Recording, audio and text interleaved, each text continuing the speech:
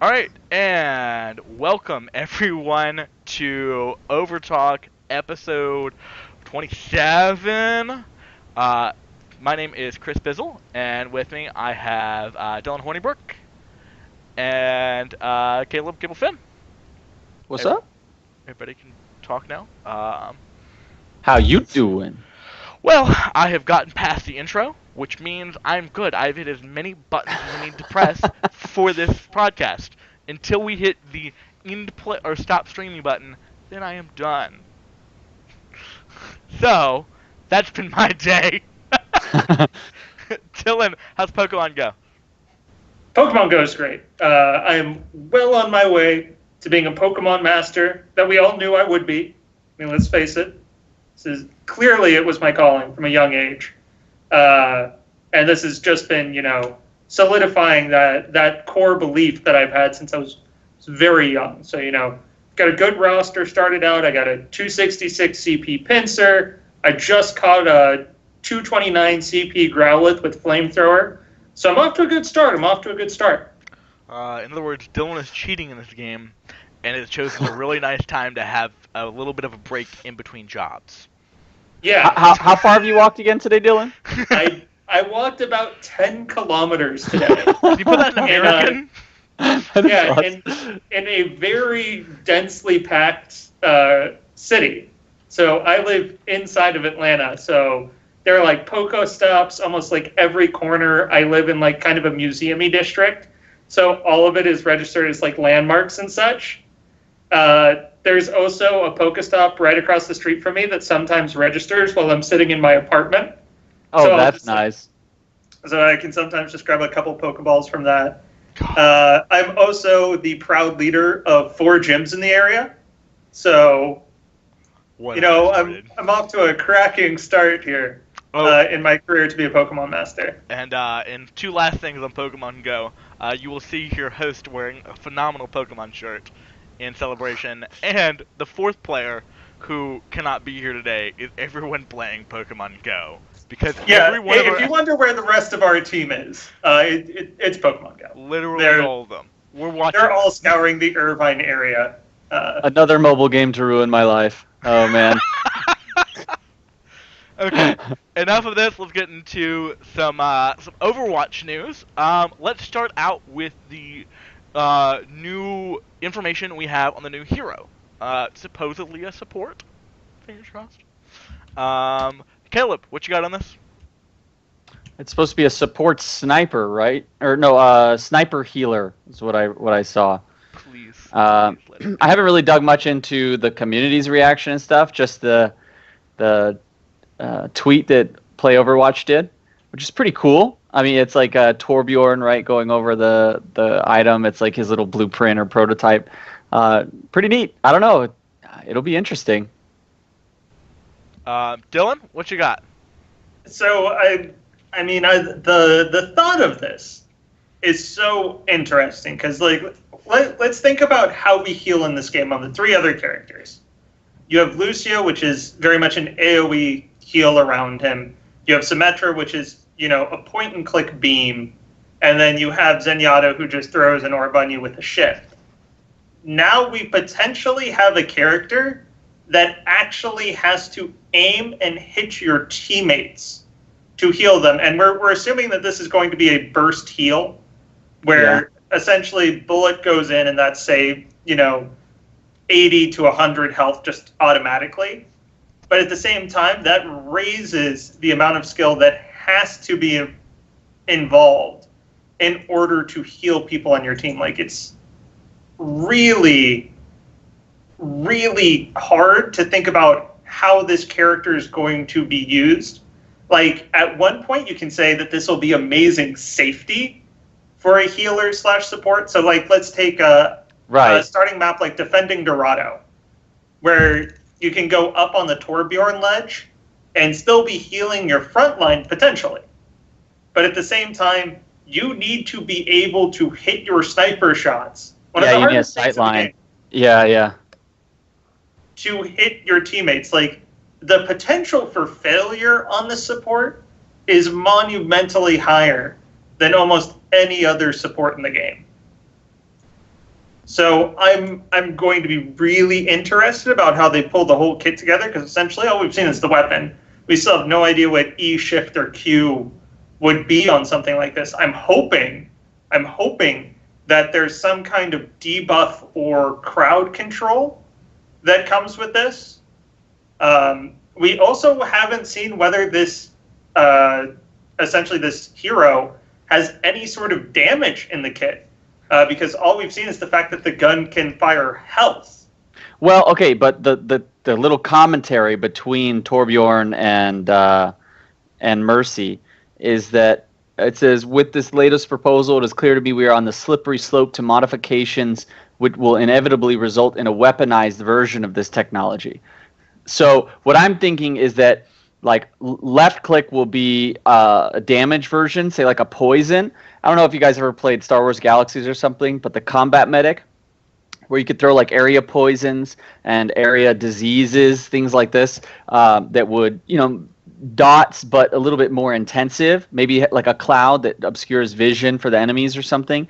And then the right click would be like a health shot, like a cloud heal, or, a targeted sniper heal. So I'm thinking that she'll have like a poison or some kind of dot that uses the same gun. I mean, I said she. That's not the right. Who knows? Yeah. It could be a guy or a girl. Yeah, we have no idea, like, essentially how this kit works still. Yep. And one of the things that I think is interesting about that statement is, like, and it's one of the things where, we can all read it 3 different ways just by ourselves. Yeah. And the way I read it was the fact that the technology that Mercy was talking about was delivering biometric field. So her only thought on what it was used for was long distance, like, soldier healing.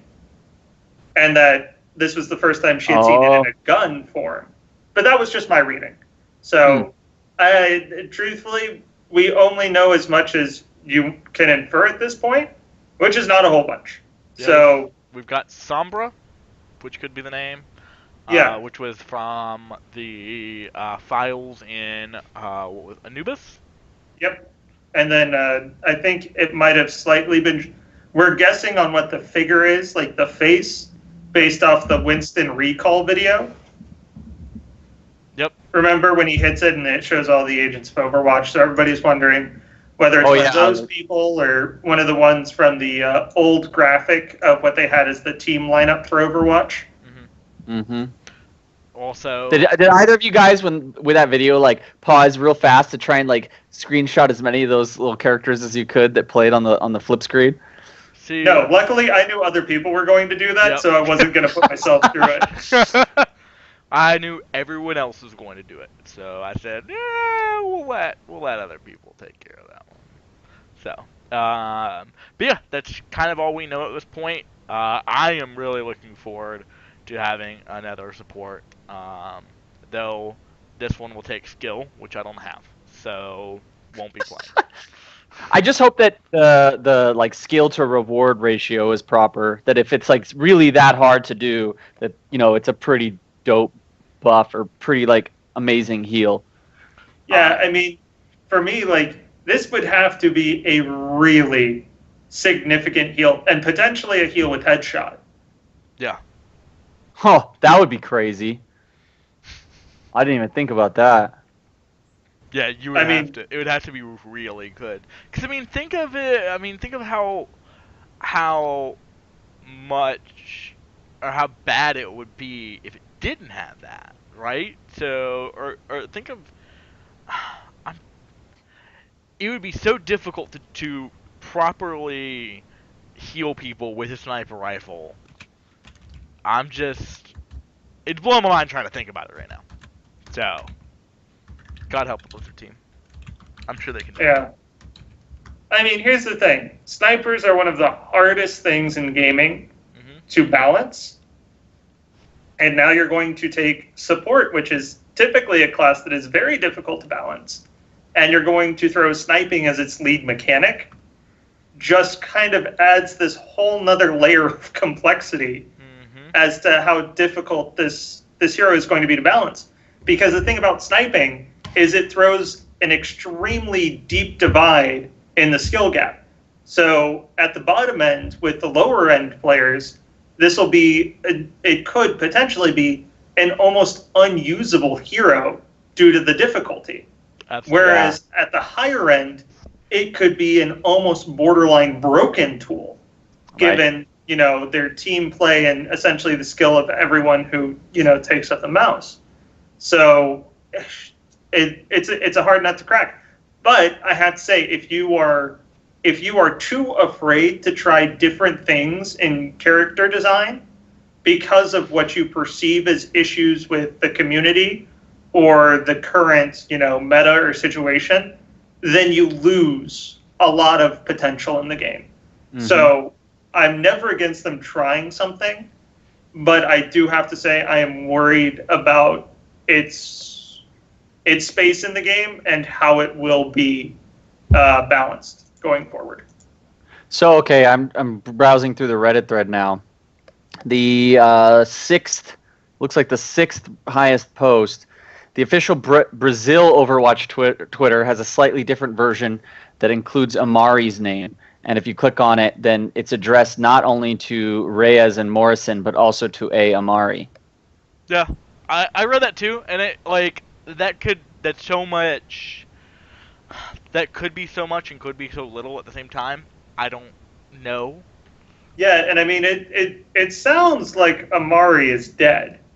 Like, the way they've communicated her story with the way Farah and everybody talks about her. Right. So is she going to, come back to life with the... Pull the Jack Morrison and the Reyes. Is she gonna Genji this? Yeah, I mean, they're painting a picture of a atmosphere of a world where that kind of stuff happens. So now, given at the time that message was written was clearly pre the breaking up of Overwatch. Absolutely. So this would have been, before any instigating incident where Amari could have died. Mm-hmm. So this could have been addressed to her, but now be completely irrelevant to her as a character. Who knows? There are so many options left because they really haven't told much of the story going forward. They've focused so much of the storytelling on the past that everything they want to do moving forward, of including new characters and all this stuff, it's completely up to them, especially due to how they've classified essentially the different characters in the game, which is old Overwatch, kind of this result of Overwatch, and then the young blood or new Overwatch characters. Mm-hmm. And because there's almost this stratification of timelines, it leaves so much to be included. Absolutely. So with that, let's go ahead and move on to more Overwatch news, which is the Boss World, if I'm not mistaken, or Boss Land. It's Boss Land. The Boss Land lawsuit. Talk about that for a little bit. I don't want to spend too much time on it. Right. Dylan, what do you know of this? What do I know of this? I know that I know nothing. Good. That's not true. That's not true. So essentially, this lawsuit is kind of setting the cornerstone of Blizzard v. cheat software. The name's not important. You obviously don't care about who Bossland is, who they represent, or the cheat that they represent. And truthfully, for this discussion, that's not important. The thing that is the important note here is the fact that Blizzard is taking anyone who sells subscription-based cheat services for Overwatch to court. Hey, Dylan. And they are saying that it is due to the defamation of their product and their community that essentially cheats ruin communities to the point that they are less profitable due to their existence, and a company that makes money off of destroying the product and the community in which Blizzard owns is liable for lawsuit. And I'm going to tell you, whoever creates these cheats does not have a team of lawyers that can protect them from the hellfire that can be brought down on them by Blizzard, Activision, and especially the head leader of this entire division, which is Bobby Kotick. Bobby Kotick is a business genius, and if you want to go against Bobby, go ahead, but I'm going to tell you, you're going to be fighting in a much different weight class. I mean, this isn't the first time that Blizzard has done this kind of thing. No. They've sued StarCraft hackers. I believe that they've sued World of Warcraft hackers. I mean, I'm just quickly Googled one again. I remembered it from before. 2014, Blizzard sued StarCraft 2 hackers for making the cheats.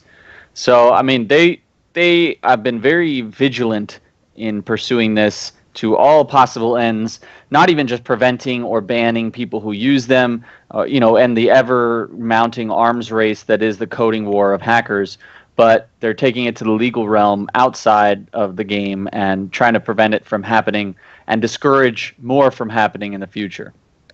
Yeah, I mean, they're cutting it off at the source, which is like, if you ban the actual people using the cheats, that's great, but it's like curing a symptom. Mm-hmm. What you really have to do is go out and find the thing that's actually causing all of these different little cancerous cells and kill it at the very stem. Gotta cut the head off the snake, baby. Mm-hmm. See, for me, like, my question is, how do you think this is going to affect the game going forward, right? So we have one person that we have a lawsuit against, right? Do you think this will actually affect the number of people? Because I don't feel it will. I don't feel like it's going to stem this tide of hackers and and mods continuing forward. It'll keep it at bay temporarily. People will always do it out of a hobby, and they'll always try to mess around with the code. And ironically enough, some of those people who mess around with the code will end up working for Blizzard in some amount of time. It's the same way that hackers and fraud people and stuff like that, they take them to court and they convict them. And then after the conviction, FBI takes them to the back room and says, hey, we'll clear your record, but you have to work for us for the next 30 years. And they do it. I mean, they've obviously been intelligent enough to manipulate the code to make something that people want. They understand the game. They understand a lot of things. So, that happens sometimes. But people are always going to mess around with code. It just is what it is. But this will prevent the idea of selling it. So it will dissuade a lot of people who only code for money. If you're a hobbyist, whatever. But if you're coding for money, then this will dissuade you from trying. Yeah, and I really like to say that this is not to stop people from like tinkering with code. People will tinker with code regardless. And Blizzard's actually pretty good at engaging the tinkerist community. Like if we go back to StarCraft, they allowed them to make their own maps. And that level of customizability really kind of it really kind of stops a level of hacking in my mind, because you engage the creative side of the community to do something positive instead of them trying to focus on doing something negative. This really just makes it so if you do find a cheat or if you do find a hack or you create something, your first thought isn't, oh, I should turn this into money. Now it's going to be like, oh, shoot, I should turn this into Blizzard and hopefully they give me something, because if I try and go sell this, I'm going to end up in a giant financial debt. So I'm reading an article on PCGamesN.com where they're saying they developed the Buddy series of cheats for World of Warcraft, Diablo, Heroes of the Storm, and more. And now Blizzard are taking them to court over this. So Blizzard has sued this same company and countersued them multiple times for the past 5 years. I'm curious what the results of those previous suits were and how or why this company continues to push forward despite getting sued. I don't know. That's actually makes this story a little more interesting. Yeah, it's strange, but at some point, I guess you kind of build this culture in yourself of, oh no, we're the guys that stick it to Blizzard. Yeah, I guess. Oh, more than a few people have that mentality too. Yeah. Perfect. All right, so let's continue on this discussion with another topic, which we're gonna move on to, which is the patch. Dylan, do you want to hit us up with some patch notes? Yeah. So this patch is not really a heavy patch. This was really to address some minor issues with competitive, and this will not be the competitive fixes that you want. Trust me, We know that none of us like the coin flip. None of us like the current sudden death attack. I enjoy the coin flip when it lands on heads. So you're going to like it less now. Easy. Yeah, you're going to like it less now. So across the board, pretty much every map where sudden death attack is the overtime solution, the amount of time you have to attack is going down. So it used to be 2 minutes across the board, with the exception of Hollywood, which was always 1:45. Now they are moving down. So Hanamura will be 1:35, Temple of Anubis 1:30, Volskaya 1:35, Dorado 1:30, Route 66 1:35, Gibraltar 1:35, Kings Row 1:30, Numbani 1:50, and Hollywood will still be 1:45. Now, essentially, these are number changes to shift it to the point where, based on the current data, it will shift it towards a 50-50 win percentage solution. They were saying that attack was too effective at capturing points in overtime, and it was not a true evaluation of skill. It was more the team that got attack won a large enough percentage of the time that this needed to be adjusted.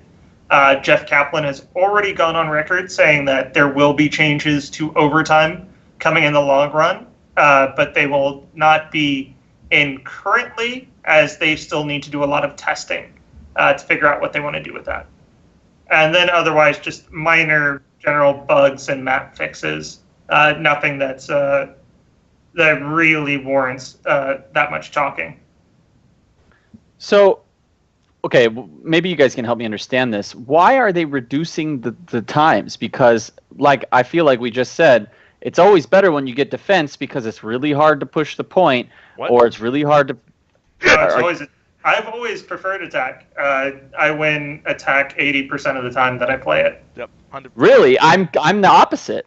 That's funny. I always hate it when we get attacked because we can almost never push the first point or the first checkpoint or whatever. Especially since, like, on, what is it, Watchpoint Gibraltar, it's the second checkpoint. It's not even the first one.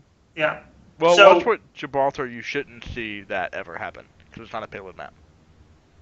No, it's a hybrid map. Yeah. If both teams full push Gibraltar, it. never mind. You're right. Yeah. So, no, and I mean, it's a full escort map. Gibraltar's full escort. It is full escort. Sorry, my bad. Anyway, so you guys, that's funny. Yeah. And for me, I think it's really funny because sudden death actually fixes a lot of problems that I have with the community, because it gives everyone a singular goal, and it forces people to actually play correctly. So your team doesn't have time for flankers to be running around doing their own thing. Mm-hmm. Everybody runs straight to the point. That's true. And that single-minded directiveness is so good at making sure that the offensive team is working cooperatively as a team, whereas the defense is still mentally is still running the same way they would have earlier in the game, which is usually more spread out, not really coming at you head on. And that's why I think they get run through so often, which makes it very difficult to defend. Yep. It also is a weird, gives way to weird cheeses, which I'm not sure how I feel about at this current time. I love it, dude. We've done it multiple times with, like, 5 Diva, 1 Lucio, or 5 Winston, 1 Lucio. We just, mob the point or mob the payload super hard. It's pretty awesome. I mean, I get that it's really cool, and when we did it last night, it was super awesome, right? But, counterpoint to that, it doesn't feel good. Like, it doesn't... For me, I don't know who you are, but it feels good to win. For me, Overwatch is a game where it feels like a coin flip almost. It's like, all right, well, I am going to spam this point with five divas.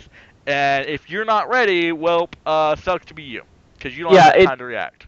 No, you're right, and I think we discussed this last week. It prevents the counter picking. I think Dylan has always been fully in favor of, the counter picking is a strong element of this game, in that if they create a comp or if they come up with a comp that you need to adjust to, you can change on the fly. But this 1 minute 30 doesn't give you that opportunity. It's a fully blind pick, full team comp. Just throw it at you and see what happens. Yeah. Yeah. And I mean, for me, another thing that with all of this timing, and this is only going to further this in my mind, is the fact that this is going to force people onto the same exact heroes because of the scaling factor. So heroes like D.Va, I actually don't prefer on sudden death because it does not have enough time to scale for D.Va to do enough damage to get her ulti. Yep. So have you been a recipient of this 5 D.Va push before? I have. I've played it. But I also know that the current competitive standard is double Zarya, double Reaper, double Lucio. In sudden death? In sudden death. Because you just throw the Zarya shields onto the Reapers. The Reapers, with their base damage, is so high that they can go in, farm up an ulti, clear a point, and it can be almost impossible to stop that team, especially since you have Lucio heals and Lucio speed up. They pretty much run in, do whatever they want, they don't take any damage, and they just win. So if your defense is what's the ideal team for defense on sudden death? I haven't found it. What about 6 Zarya? And you just all shield each other so nobody can get damage for an ulti. Maybe. I mean, maybe it's Zenyatta going from DPS point, or maybe a Bastion off point. Truthfully, I would say sniper. You would have to have a really good sniper, pick off the Lucios early, hit the Reapers when they are shield down. That would be really the only solid. Oh, no. Sorry. Pharahs. Pharahs are also another good thing. Long range damage outside of the gun range. Zarya has a hard time hitting them since they're up in the air. Lucio doesn't do enough damage. You can do a lot with a Pharah. But if you're a tank, you're just screwed. Also, I just caught a 400 CP pincer. So I swear to God, you put down that Pokemon Go right now. Hey, Pincer's good, man. Pincer's good. God dang it. All right. Sitting here having to run a show, and you're like, it was a 400 CP pincer. All right, grab a Pokeball. Did you guys play the game that this thing's based off of by the same developer at all? Yes, I think it's the same developer. Am I wrong? It's like where you walk around, there's a red team and a blue team, and there's different landmarks, and yeah. I never played that. I did for a little bit. It was okay. All right, back to this idea, Dylan. It's just like, John is, he's losing himself after this. But yes, I caught a 400 CP pincer, John. That's incredible. Oh, God. Where has my show gone? It's alright. Anyways. The rest of the world. Okay, but no, seriously, we'll continue on. Okay. Is there any other questions you had on sudden death? Well, okay, so my question is this, right? So we complain about this idea that, like, there are these comps that are unbeatable, right? And that there's no way to around them. The teams don't have any time to respond to them, right? Why, if that is the case, okay, and I kind of believe it's the case, but if it's the case, why do we not see these comps immediately out the door in every payload in every one of these maps in general? Because their scaling isn't as good as you would need to push the full way through a map. So let's take Hanamura, for example. I use double Zarya, double Reaper, double Lucio. Okay. Once you see that, you're going to switch off. You're not going to play on point. You're not going to stay in kind of the melee range. You're going to, stay farther out. You might pick up a soldier who I forgot, but is also a very good anti-Reaper character. And you'll make a change. And that is a melee comp. They are made to go in, take 1 point, and that's it. It's like if you use 5 divas. They come in, they swarm the point, and then potentially you could use it to do a bomb drop on point B. But more often than not, the enemy team's going to switch. They're going to have a ton of Reapers, and suddenly the diva comp is kind of ruined.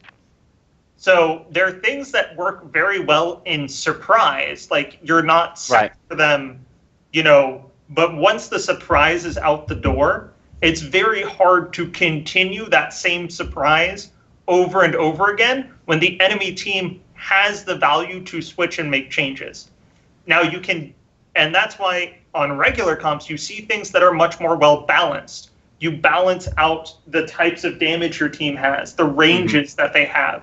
The healing is more focused. You try and differentiate your ultis so that you have reses and drop the beat instead of 2 drop the beats, which a lot of times get used at the same time. And you have problems syncing up who's healing, who's speeding.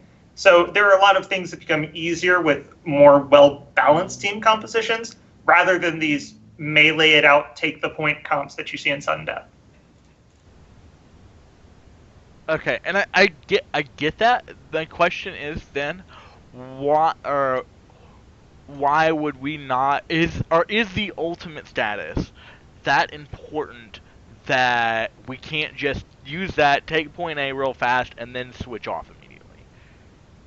Like, is the ultimate gain that you lose or the ultimate loss that important? Depends. If you're playing competitive, yes, the ulti loss is severe. So let's say that I do 5 divas, and we take point A, and then I die and I switch off to Reinhardt, and I lose 80% of the ult I built up. It's no longer the fact that I lost that 80%. It's the fact that I potentially could have had 80% of Reinhardt's ultimate. And really, if I'm using D.Va as an example, if I got 80% of D.Va's ultimate, chances are I probably could have gotten a full Reinhardt ultimate in the same amount of time. D.Va's such a late scaling or hard scaling character. It takes a long time to build up her ultimate comparative to other characters. But saying that on point B, I could have had an ulti for another hero, but instead I'm spending 2 to 3 minutes charging up for a new ultimate. That's 2 to 3 minutes you lose off the clock in competitive, which is now much more severe, especially in double point cap maps, where every minute you take is another minute you don't have to do your next round. That makes so much sense. Okay. I understand. You can go back to playing Pokemon Go now. You've answered my Chris question. is like, no, he's too focused now. He's bringing up too many points. No.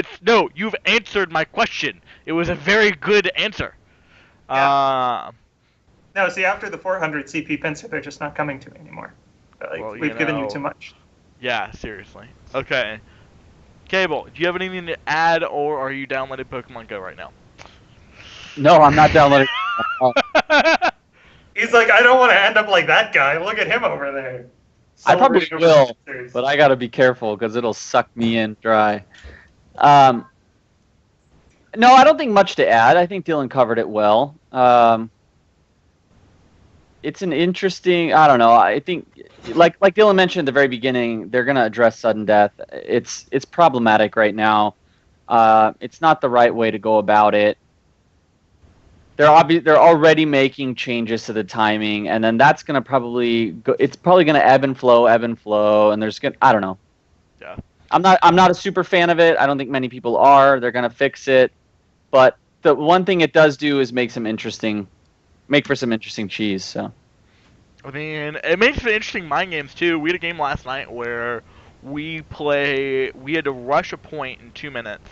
So we did the 4 D.Va, 2 Lucio push, and then we're like, all right, we got attack on sudden death, and we're like, all right, they're gonna expect it again, so we're gonna do a regular comp, and they're just gonna get steamrolled, and they did. It's incredible.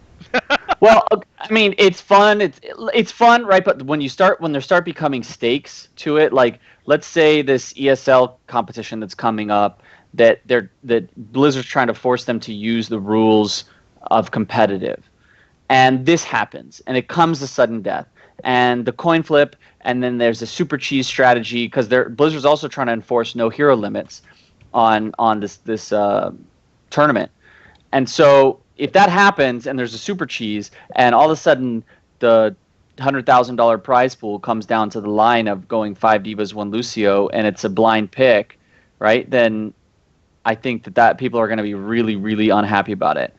StarCraft, suffered this fate, right? Like everybody said, your blind pick, your the coin flip build orders, right? I If you disagree with that though. Like, I was about to bring that up. Like, StarCraft in its cheese was huge when it like. I'm sure you remember the time that Scarlet picked Protoss and four-gated, right? Of course, I remember very much, and I actually am a strong proponent of cheese in StarCraft. I think it's an element that's necessary to weed out the people who are truly good at the game versus those who are mostly good at the game. The pros can handle cheeses. And I think that they're very interesting. I think they add dynamics. But at the same time, Blizzard has, consistently nerfed many different cheeses, such as bunker rushing, such as the Slayer's push that was popular with MLG, right? That they did. Oh my god. I mean, they're super fun. They're super dynamic and interesting to watch, but I don't know. But do you want a $10,000 tournament? And when you have $10,000 on the line because of coin flip build orders or coin flip team compositions, I mean, imagine if the League of Legends World Finals were decided on a fifth game where it was blind pick and nobody could tell what the other person would. I think the whole world would be in an uproar. It's the same concept. I mean, okay. I'm not sure where I'm going with this, but we're going to run with it anyway. Would you rather it be decided on a coin flip or on an overpowered strategy? That's where, okay. Like, for instance, back in, let's talk about Dota, for instance, back when Rat Dota was a thing, and that was, like, the biggest thing, right? And that was the way to win. And it was TI, I forgot which TI it was, right? And there's a team that just won with it, right? But, like, that was super boring to watch. Yeah, agreed, but both teams understood how to do it, and you could see it coming, right? It's not that like the second that all the players were picked, all the heroes or champions or whatever were picked, then you could see it coming and you could try to do something about it. You could try, but with blind build orders or with blind team comps, you won't be able to see it coming and even try. It's just a guessing game. Yeah, I can 100% agree with that. Dylan. I mean, that said, chess, white will always have a slight advantage, right? Because it always goes first. They will always have the first blind move, and there's always going to be something. There's always going to be something. I understand that. That's why I'm a huge proponent of the white removes one piece from the game at the start. White removes one pawn. That's their downfall. Dylan. Yes. Thoughts on this? Nelson, anything? Are you playing? But don't you tell me. Don't you tell me you are. Look, both my hands. They're clearly in front of me. My phone's charging to the left. It does drain your battery like nobody's business. But no, like, I really don't have much to add here. I know as weird as that seems, but I think we've kind of talked this to death. I think there's you gave most of your stuff before. Yeah. I mean, there's so much that can be said about complexity, and it's just going to change on every iteration. I think, kicking our heels too far in the dirt right now it's just blind. Like the key thing, and this is the thing that the Blizzard team has said relentlessly to this point, is the fact that we are still testing, we are still learning as to what the best thing for competitive is, what the best thing for the game is. So don't get your panties in a bunch right now. Agreed. There's no reason to.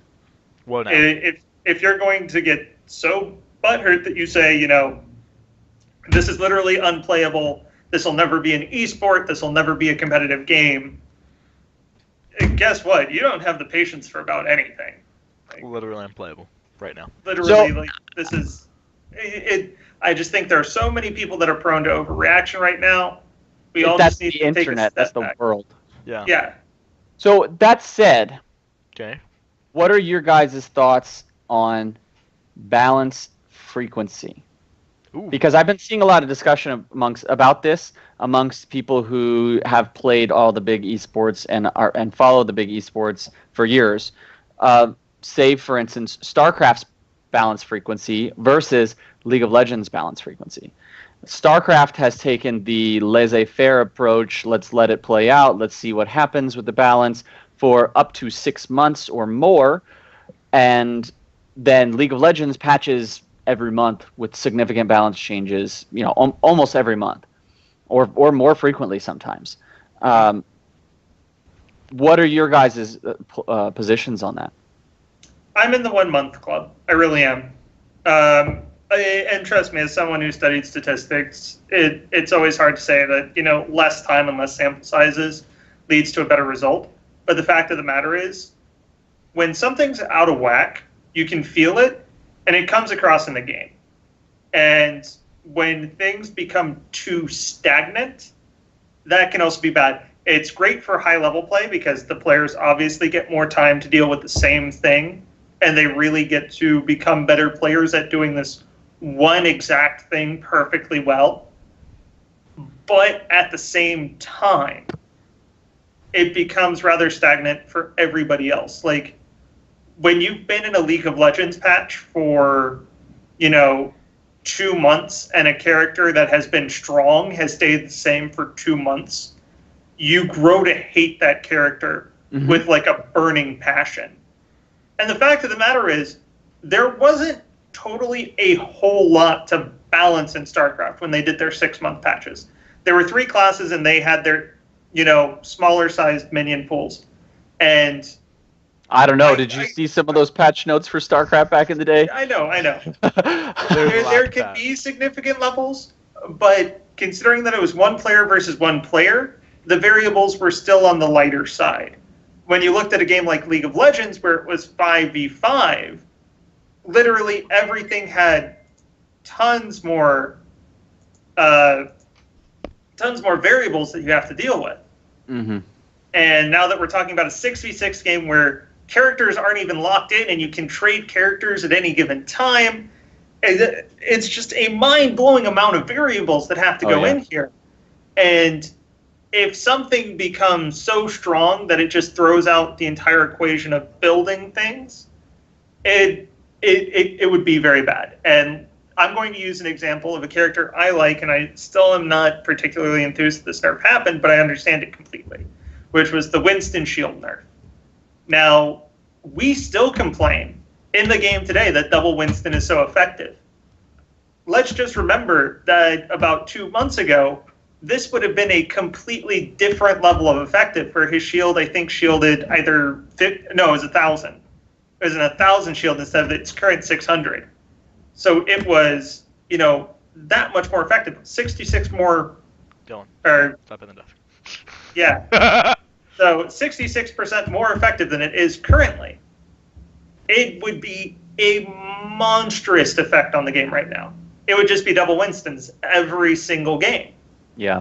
And if we had waited, say, 6 months for that change to happen, it would feel really bad. And take McCree would still be spinning and winning and fanning the hammer for endless kills.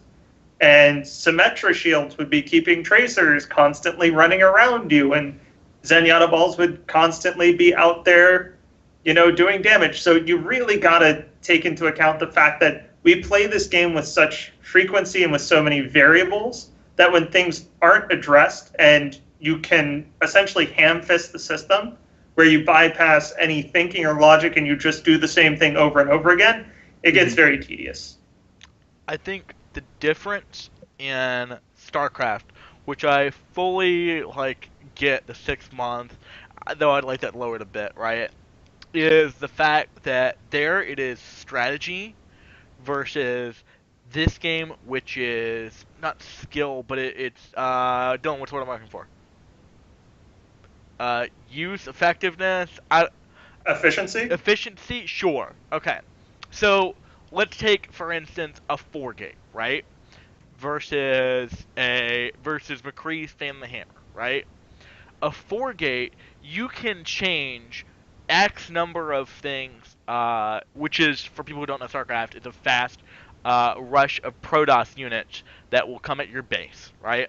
So you can change your build just a little bit and tweak it just a little bit, to make to help that. And that's what Blizzard says, okay, we're going to hold off on this because you can change some things, right? Whereas a Fan the Hammer kill from Kree was, you can't really change that if you're Reinhardt. You just kind of sit there and then take it and then die, right? And I think that's the big difference. And the same thing holds true with League of Legends, right? It is like you can the overarching things, the overarching strategies. They'll wait, I think, a little bit, but the things that are obviously overpowered, right? They'll tone those down pretty quickly. Do you kind of get what I'm saying there? Yeah. And I mean, I can look at it, 10 different ways. Like, you could say that StarCraft was actually more complex due to the fact that the units had to build into each other, and there are different trees and different things that had to be balanced that way. So, I mean, listen, we can all look at it from different perspectives. Yeah. But the fact of the matter is, for me, I prefer more patches more constantly because it keeps the game from stagnating. Mm-hmm. And Chris, in those 6-month in-between patches, how often would you say meta shifts were? They happened. They didn't happen often enough. Right. So in League of Legends, we see a meta shift, every month? But, okay, what I will say is there's a huge difference in this idea of 6 months to patch, which I think we're talking about, Cable and I are talking about the dreaded Broodlord Infestor time, where we all cried, and the people who played Zerg didn't get online because we were like, people were going to yell at us. So, but there have been times where meta has shifted and shifted and shifted and shifted, and Blizzard hasn't touched that thing. So, again, I agree with you that in this game we need those changes, and in League of Legends, I think they need those changes very quickly, right? Because these things are very much it's a less complex system. It's, okay, I do A and then B happens, right? Whereas... So... Go ahead. Yeah. No, go ahead. No, keep going. Whereas in StarCraft, it's an I do A and then transition to B and C and D, and just it's so much more complex. So, Cable. No, it's interesting to note that when Wings of Liberty first came out, the patches were a bit more frequent, actually.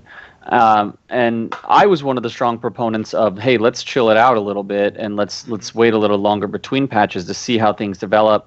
Because in Brood War, they didn't patch very much for many years, and the meta shifted significantly over those years.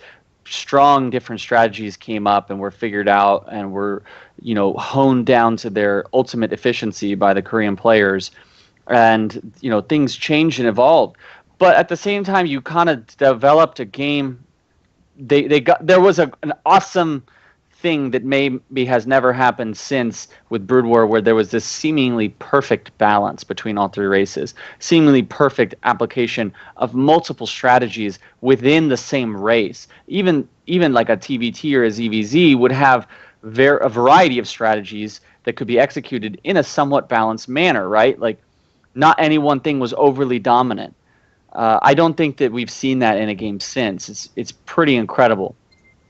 But the trick here that I believe is player psychology. And in an ever-fluctuating world where people are ADD as heck and they just want the new best cool thing, and everything is they want to switch and change and do things like that, then I think more frequent patching appeals to your player base more. It appeals to the people who have this lack of focus. I don't know what's the best term. They ping pong all the time.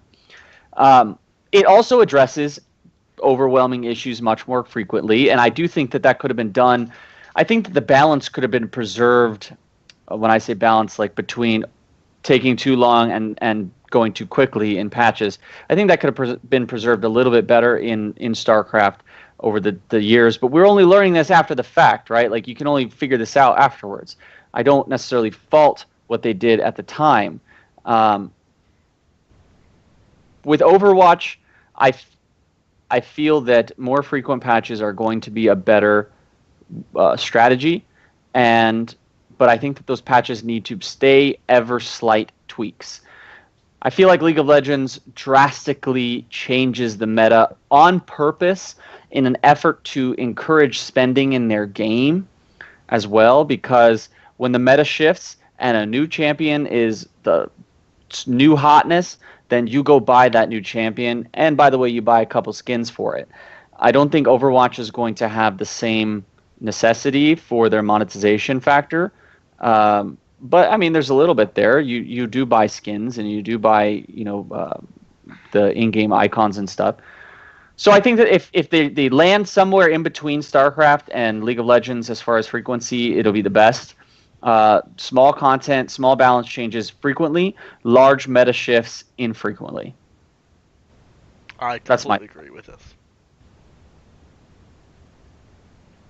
But I think it's important, because a lot of people, even now, are complaining about StarCraft, that, Blizzard killed the game because they took so long between patches and they allowed the game to stagnate, and these horrible, horrible strategies that everybody hated just stayed there, and they lost viewership and they lost player base because of it. I disagree with all that. I disagree with a large element of it, too. There may be a sliver of truth there on which they're exaggerating, but anyway. I think. Okay.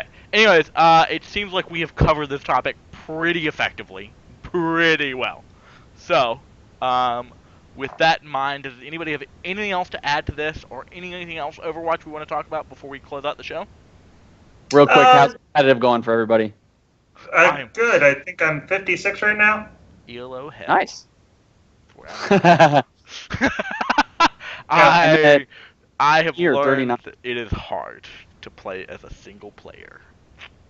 Yeah, the solo queue experience isn't great, but I mean...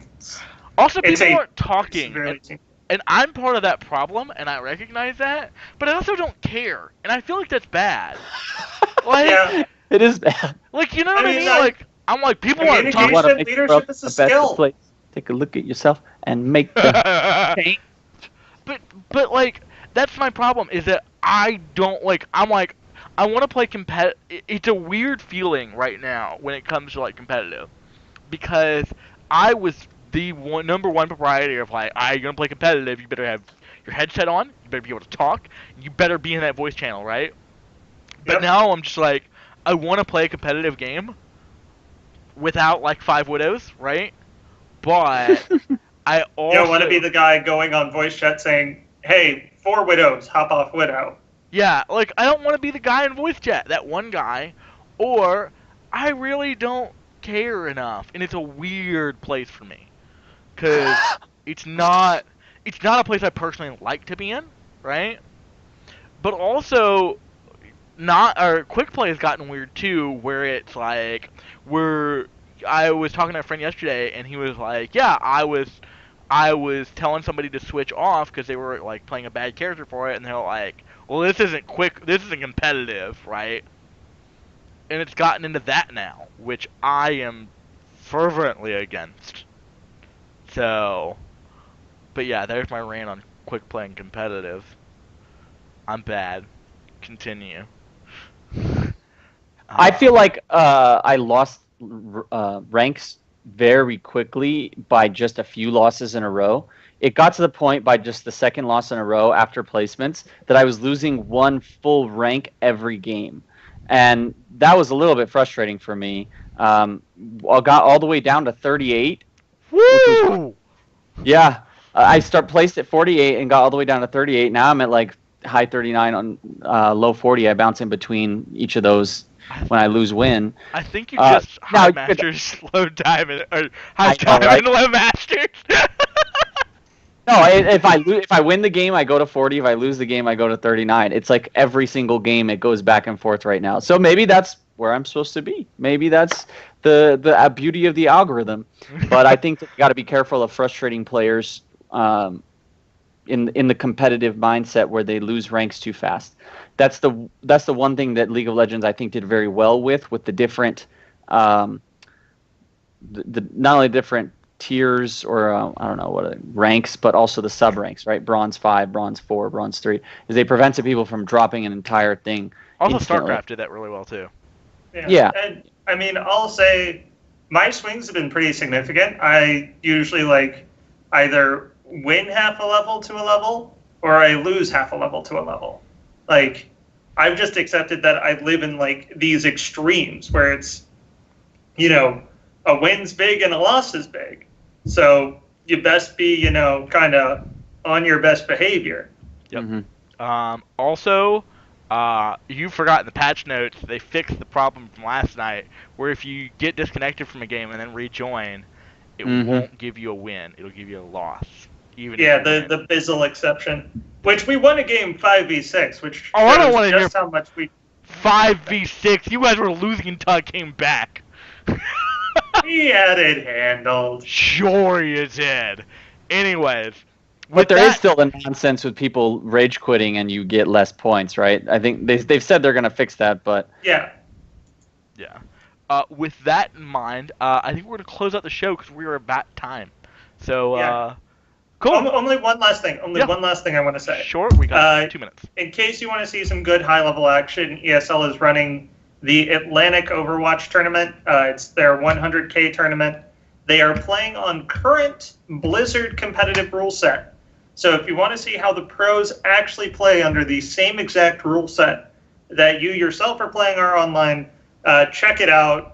The casters for it are great. You have JCap, you have D-Man, you have Joe Miller, and the rest of the ESL crew chipping in and adding commentary. So it's a lot of familiar voices. Obviously, it's great broadcast content. So check it out if you got the time. It's this weekend? Yeah, it's running currently. I've been catching it throughout the last week. Oh, is it the qualifiers or is it? It's the qualifiers. Okay, yeah. Is there a live offline finals? I believe Well, I mean, so. offline, but like. Oh, I don't know if it's offline. I think it still might be live online. I'd have to reread the document on it. Okay. Cool. All right. I think it might be laddering into one of the bigger tournaments somewhere. With that in mind, we're going to head and hop off. But great talking to you guys, as always. With that, Caleb Cable Finn, Dylan Honingbrook, and myself, we're off. Hasta la pasta.